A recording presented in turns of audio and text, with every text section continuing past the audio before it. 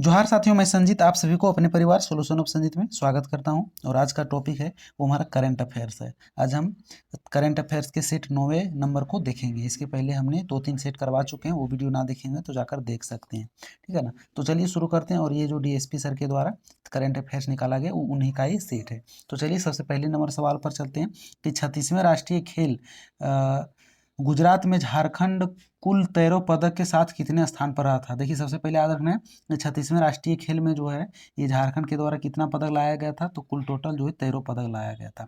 और वो 13 पदक में कौन कौन था, तो 3 गोल्ड था और 5 जो है सिल्वर था और फिर 5 जो ब्रॉन्ज मेडल लाया गया था। ये फैक्ट भी आप लोग को याद रखना है। तो कुल टोटल 13 पदक जो झारखंड के द्वारा लाया गया था और वो 18वें नंबर पर रहा था जो 13 पदक लाकर। और ये 36वां राष्ट्रीय खेल कहाँ हुआ था, गुजरात में। तो सही आंसर यहाँ पर 18वें नंबर पर कर लीजिएगा। और जो 34वां राष्ट्रीय खेल था वो हमारे झारखंड राज्य में ही आयोजन हुआ था। तो उस समय जो है हमारे झारखंड राज्य का जो स्थान रहा था वो कौन से नंबर पर रहा था, तो 5वें नंबर पर रहा था। ये फैक्ट भी आप लोगों को याद रखना है। क्लियर है। और कब हुआ था, तो ये 2011 में जो है हमारे झारखंड राज्य में हुआ था। यहाँ पर 2001 लिखा गया ना, तो 2011 ईस्वी में हमारे झारखंड राज्य में 34वें राष्ट्रीय खेल का आयोजन हुआ था। क्लियर है। अगला सवाल है हमारा, झारखंड की पहली सीएसआर नीति किस वर्ष लॉन्च की गई थी। तो झारखंड में जो सीएसआर नीति जो लागू की गई थी वो कब, 2020 में लागू की गई थी। तो सही आंसर हमारा 2020 हो जाएगा। अगला सवाल है, झारखंड राज्य के 11वें राज्यपाल के रूप में किसे चुना गया। तो वो जो सीपी राधाकृष्णन को चुना गया। आप सभी लोग जानते होंगे, इसके पहले रमेश बैस थे। तो सही आंसर ऑप्शन नंबर ये हो जाएगा। और ये कब बने, तो 18 फरवरी 2023 को ये राज्यपाल के रूप में जो है शपथ ग्रहण ली। अगला सवाल है कि हाल ही में श्री राधाकृष्णन झारखंड के नए राज्यपाल जो मतलब बने, इनके संदर्भ में सही कथन चुने। ये झारखंड के 11वें राज्यपाल बने, बिल्कुल सही है। इनका जन्म तिरुपुर जो कि मद्रास में हुआ था, ये वहीं के हैं। इन्होंने रमेश बैस का स्थान लिया, बिल्कुल सही। तो सही आंसर हमारा उपरोक्त सभी हो जाएगा। अगला सवाल है हमारा कि गणतंत्रता दिवस 2023 के अवसर पर झारखंड के किस पुलिस अधिकारी को राष्ट्रपति पदक के लिए चुना गया। तो उनका नाम क्या है, तो उनका नाम जो है रांची डीएसपी नवीन कुमार लकड़ा। इन्हीं को जो है ये राष्ट्रपति पदक के लिए चुना गया था 2023 के अवसर पर। तो सही आंसर हमारा ऑप्शन नंबर ये जो है बिल्कुल करेक्ट हो जाएगा।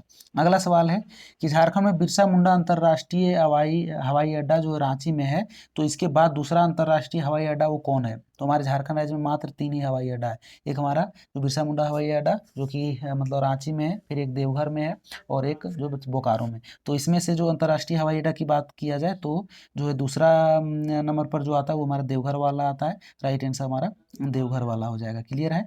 अगला सवाल है हमारा कि निम्न में से किस गांव को तृतीय नेशनल वाटर अवार्ड से सम्मानित किया गया। तो सही आंसर गुनी हो जाएगा। ये गुनी नामक गांव है जो कि खूंटी डिस्ट्रिक्ट में पड़ता है और ये जो जल बचाने की वजह से ये अवार्ड दिया गया था, तृतीय नेशनल अवार्ड है ना। तो सही आंसर हमारा गुनी जो है वो जो है बिल्कुल करेक्ट आंसर हो जाएगा। अगला सवाल है, ग्रामीण छात्रों को कंप्यूटर साक्षर बनाने के लिए जो बुक बैंक के तर्ज पर कंप्यूटर बैंक की शुरुआत कहाँ के सांसद के द्वारा किया गया था। तो ये कहाँ के सांसद के द्वारा किया गया था, तो ये रांची के सांसद के द्वारा। ऑप्शन नंबर डी हमारा बिल्कुल करेक्ट आंसर हो जाएगा। यानी बुक बैंक के तर्ज पर कंप्यूटर बैंक की शुरुआत है ना, तो सही आंसर रांची हो जाएगा। अगला सवाल है, भारतीय पुरातत्व विभाग द्वारा झारखंड की किस स्थान से प्राप्त बौद्ध अवशेषों में लिखी लिपि के अध्ययन की योजना बनाएगी। तो वो हमारा दैहर और सोहरा ये दोनों स्थान हो जाएगा। और ये दोनों कहाँ पर है, तो ये दोनों हजारीबाग में ही पड़ता है। तो सही आंसर ए और बी दोनों हो जाएगा। यानी जो बौद्ध अवशेष जो मतलब मिले हैं उसमें से जो लिखी गई लिपि है उसके ऊपर अध्ययन किया जाएगा। वो कौन से स्थान से, तो ये दैहर और सोहरा ये दोनों स्थान से किया जाएगा। क्लियर है। अगला सवाल क्या है हमारा कि हाल ही में ओडिशा में स्थित सार्वजनिक क्षेत्र की कंपनी नीलांचल इस्पात निगम लिमिटेड को 12,100 करोड़ रुपए में किस कंपनी ने अधिग्रहण जो किया। टाटा स्टील, एचईसी, सेल या फिर इनमें से कोई नहीं। सही आंसर हमारा टाटा स्टील बिल्कुल करेक्ट आंसर हो जाएगा। यानी जो है 12,000 करोड़ रुपए लगभग में ये नीलांचल इस्पात निगम लिमिटेड को ये खरीद लिया टाटा स्टील के द्वारा हाल ही में, है ना। चलिए तो सही आंसर टाटा स्टील हो जाएगा। अगला सवाल है कि 18 दिसंबर 2022 को रांची के सिल्ली में 3 दिवसीय गंजू महोत्सव का उद्घाटन किनके द्वारा किया गया था? तो जो गंजू महोत्सव का जो उद्घाटन किया गया था वो रमेश, यहाँ पर वैश्य लिखा गया ना, यहाँ पर रमेश बैस के लीजिएगा, रमेश बैस के द्वारा ही ये गंजू महोत्सव का उद्घाटन किया गया था। तो सही आंसर हमारा ऑप्शन नंबर बी जो है बिल्कुल करेक्ट आंसर हो जाएगा। क्लियर है। अगला सवाल क्या है कि निम्न में से किस वर्ष तक झारखंड के प्रत्येक घरों में जल जीवन मिशन के तहत नल से जल आपूर्ति सुनिश्चित किया जो जाएगा? तो सही आंसर वो हमारा क्या हो जाएगा, वो 2024 हो जाएगा, है ना। यानी 2024 में तक जो है मतलब हर घर नल जल की सुविधा जो आपको दिया जाएगा। तो ऑप्शन नंबर ये हमारा बिल्कुल करेक्ट हो जाएगा। अगला सवाल, सावित्रीबाई फुले किशोरी समृद्धि योजना को किस वर्ष प्रारंभ किया गया था? तो ये सावित्री बाई फुले किशोरी समृद्धि योजना जो लागू किया गया था वो हमारा 2022 में लागू किया गया था। देखिए आप लोग को नाम सुनेंगे, मुख्यमंत्री सुकन्या योजना, ठीक है ना, सुकन्या योजना। तो ये इसको 2019 में लागू किया गया था। तो इसी को मर्ज करके एक सावित्रीबाई फुले किशोरी नामक योजना लाया गया। और कब लाया गया? 2022 में, और इसको मिला दिया गया इसी में। क्लियर है। तो सही आंसर हमारा 2022 जो है बिल्कुल करेक्ट आंसर हो जाएगा।